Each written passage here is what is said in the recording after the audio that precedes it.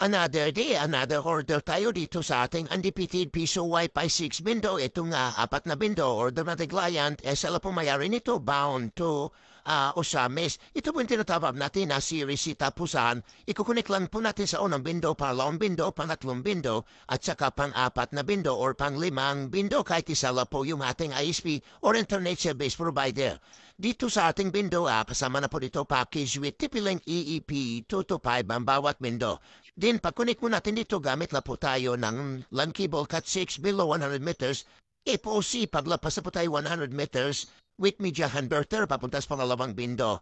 Ganon din po yung pagpunta sa pangalawang window, papunta sa pangatlong window, gamit na po tayo ng cable na Cat 6 below 100 meters FOC with media converter papunta sa pangatlong window. Kung lagpas na po tayo ng 300 to 400 meters, ganon din po sa pangatlong window hanggang apat na window. Puro na po ito sa ating mga customer nationwide.